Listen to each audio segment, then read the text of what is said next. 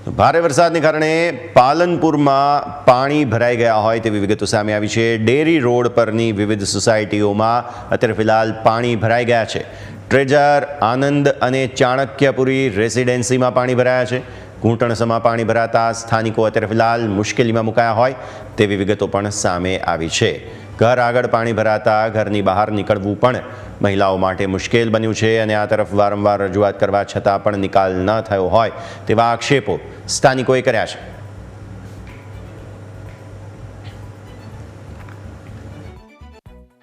બનાસકાંઠાના મુખ્ય મથક પાલનપુરમાં વહેલી સવારથી જે ધોધમાર વરસાદ વરસ્યો છે અને અનેક નીચાણવાળા વિસ્તારોમાં પાણી ભરાવાના બનાવો છે તે સામે આવ્યા છે। આપને જે રીતે હું દ્રશ્ય બતાવીશ કે પાલનપુર ડેરી રોડ ઉપર આવેલી આ એક ટ્રેજરી રેસિડેન્સી છે। ટ્રેજર રેસિડેન્સી છે ને ટ્રેજર રેસિડેન્સીમાં અત્યારે ઘૂંટણસમાં પાણી ભરાયા છે। એટલે કહી શકાય કે અત્યારે અહીંનો આ વિસ્તાર છે ત્યાં આગળ આ જે રેસિડેન્સીના લોકો છે આજે સવારની ચા નથી પીધી। કહી શકાય કે અહીંના વિદ્યાર્થીઓ છે અત્યારે સ્કૂલમાં નથી જઈ શક્યા અને પોતાની જે જોબ પર જતા હોય છે તો જોબ પર નથી જઈ શક્યા। એટલે કહી શકીએ આપણે જે રીતે હું સીધી જ અહીંના વિસ્તારના લોકો છે ને લોકો સાથે વાત કરાવીશ। આપ અહીંના વિસ્તારના છો ને અહીંયા અત્યારે પાણી ભરાયા છે ઘૂંટણસમાં, કેવી મુશ્કેલી છે? અહીંયા બહુ જ મુશ્કેલી છે। અહીંયા સવારે વરસાદ આવ્યો એના પછી છોકરોને સ્કૂલમાં જવામાં પણ તકલીફ પડી છે। છોકરોને સ્કૂલમાં નથી મોકલી શક્યા। ધંધા રોજગાર માટે લોકોને જવાનું હતું એ લોકો પણ જઈ શક્યા નથી।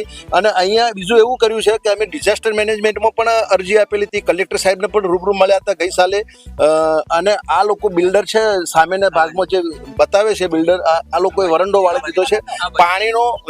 પાણીનો માર્ગ અમારો અહીં થઈને હતો સીધો, પણ એ બિલ્ડરની મનમાની કરી અને એને આગળ પોતાની પ્રોટેક્શન વોલ કરી અને રસ્તો આખો પાણીનો જે નિકાલનો રસ્તો હતો એ બિલકુલ બંધ કરી દીધો છે। બરાબર છે, કારણ કે એ લોકો દાદાગીરી કરે છે। અહીંયા બધા વેપારી માણસો રહે છે, બરાબર, સારા માણસો રહે છે, બરાબર છે, અને આ લોકો કંઈ માથાકૂટ કરી શકે એવી પોઝિશનમાં હતા નહીં, બરાબર છે। આ સોસાયટીમાં 150થી વધુ ઘર છે।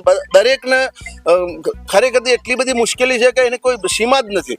સવારે સ્કૂલમાં છોકરાને મૂકવા માટે, સવારે દૂધ લેવા માટે કઈ રીતે જવું, દૂધ લેવા માટેની પણ મુશ્કેલી છે, કોઈ દૂધ આપવા માટે આવતું નથી, બરાબર છે। દાખલા તરીકે પ્રાઇવેટ વ્હીકલમાં છોકરોને સ્કૂલમાં જવાનું હોય છે, રિક્ષાવાળાને એ લોકો લેવા આવતા, એ લોકો હવે આવતા જ નથી, બંધ કરી દીધું છે એ લોકોએ।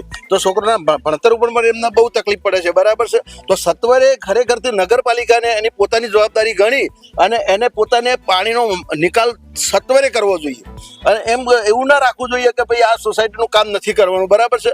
આ લોકો એમના જો કોર્પોરેટરો હોય છે એમના વિસ્તારમાં કામ કરે છે અને બીજા કામ કરતા નથી, બરાબર છે। બસ એટલું જ કહેવાનું છે, અમારે બહુ તકલીફ છે, બરાબર છે। અને અત્યારે તો લોકો મુશ્કેલીમાં મુકાયા છે, તકલીફમાં મુકાયા છે। અન્ય પણ એક બેન આપણી સાથે છે। શું કહેશો બેન, અત્યારે જે રીતે વરસાદ પડ્યો છે ને વરસાદમાં અત્યારે ઘરોમાં પાણી ઘૂસી ગયા છે, કેવી તકલીફ છે? બહુ તકલીફ પડે છે। અમારે ઘરમાં પણ પાણી ઘૂસી ગયું છે, બાળકો પણ સ્કૂલ નહીં જઈ શકતા અને મારા ઘરથી પણ ડૉક્ટર છે પણ એ પણ હોસ્પિટલ નહીં જઈ શકતા એવી તકલીફ છે। અને મારા ઘર આગળ ઘરમાં પાણી ઘૂસી ગયું છે, બહુ તકલીફ પડે છે। દૂધવાળા દૂધ પણ નહીં આપી શકતા અને આ બહુ ખાડો ભરાઈ ગયો, સામે પાણી જતું હતું એ બંધ કરી દીધું છે મનમાની કરી। શું કહો છો, નગરપાલિકા વિસ્તાર છે, રજૂઆતો કરી છે, પાણી ભરાય છે અહીંયા? બહુ રજૂઆતો કરી પણ કોઈ નિકાલ લાવતા નથી। ચોક્કસપણે જે રીતે અહીંના વિસ્તારના લોકો છે ને વિસ્તારના લોકો અત્યારે તો મુશ્કેલી ભોગવી રહ્યા છે ને નજીવા વરસાદમાં જો ઘૂંટણસમાં પાણી ભરાતા હોય અને ઘરોમાં પાણી ભરાઈ જતા હોય, અત્યારે અહીંના જે બાળકો વિદ્યાર્થીઓ છે તે પણ સ્કૂલ નથી જઈ શક્યા। વિસ્તારના લોકો અત્યારે જોબ ઉપર નથી જઈ શક્યા। એટલે કહી શકાય કે ક્યાંક ને ક્યાંક નગરપાલિકાની પણ બેદરકારી હોય, બિલ્ડરો હોય અહીંયા કોડ બનાવી દીધા હોય, જેના જ હિસાબે અહીંયા જે વિસ્તાર છે ને વિસ્તારમાં પાણી ભરાવાના જે બનાવો છે તે સામે આવ્યા છે। એટલે કહી શકાય કે અહીંના લોકો છે એમનું કેવું છે નગરપાલિકા દ્વારા તાત્કાલિક પાણીનો નિકાલ કરવામાં આવે તેવી લોકો છે તે માંગ કરી રહ્યા છે। Ratansinh Thakor, news capital, Banaskantha.